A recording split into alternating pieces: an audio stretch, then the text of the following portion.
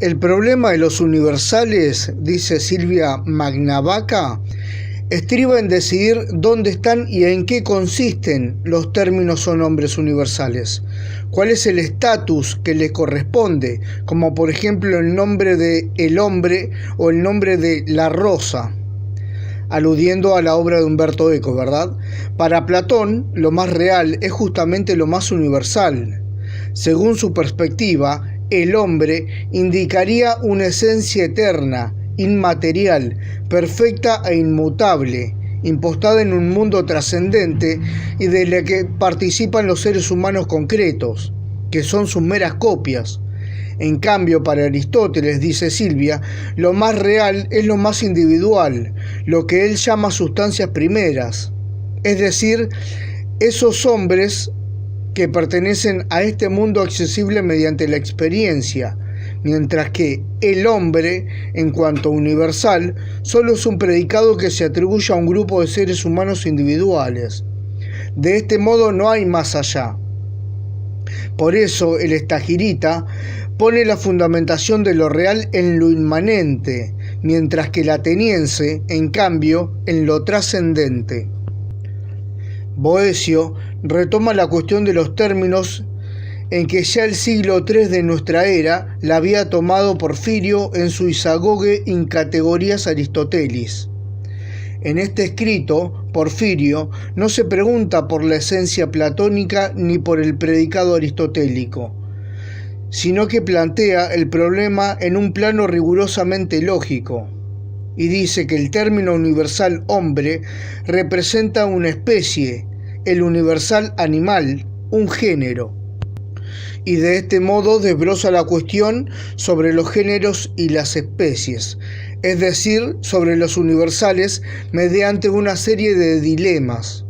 Que el primero dice, si los géneros y especies son realidades subsistentes por sí mismos o solo radican en el intelecto humano, esto quiere decir si son meramente entidades lógicas. Y segundo, si se considerase que géneros y especies subsisten por sí, habrá que decidir si son corpóreas o incorpóreas.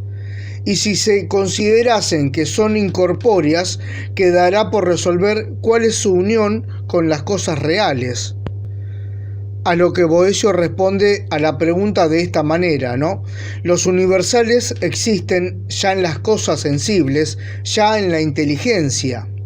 Esto significa que, por un lado, el hombre existe en todos los seres humanos, y por el otro, el hombre consiste en una categoría mental que se da más allá de ellos, que se da en la inteligencia, en cuanto que ésta abstrae dicha categoría a partir de los hombres individuales y concretos. Así, el universal hombre es incorpóreo, pero no por naturaleza, sino por abstracción. Entonces la realidad no es ya una jerarquía de esencias, un cosmos inalterable, sino todo lo contrario, un caos de seres individuales al que los hombres han de conferir un sentido, han de ordenar, de gobernar, modificar si es preciso, para conferir un sentido al mundo y transmitirlo a las generaciones siguientes.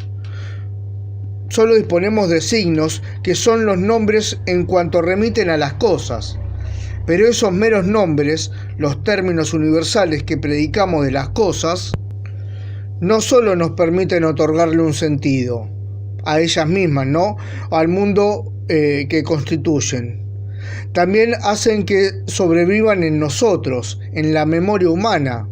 Guillermo de Ockham afirma que el saber está hecho de proposiciones, ya pensadas, ya pronunciadas, ya escritas. Dicha o escrita, toda proposición filosófica o científica expresa un pensamiento que se articula en términos, en nombres, bajo los cuales queda subsumida la particularidad de lo que la experiencia nos ofrece. Y por otro lado, podía invitarnos a revisar qué decimos cuando decimos hombre, rosa o justicia, por ejemplo. Porque en definitiva, para pensar el mundo y pensarnos a nosotros mismos en él, solo disponemos de categorías mentales, de nombres universales, y estos son fundamentalmente significados, en cuya hondura cada uno de nosotros ha de bucear a solas consigo mismo y en diálogo con los demás.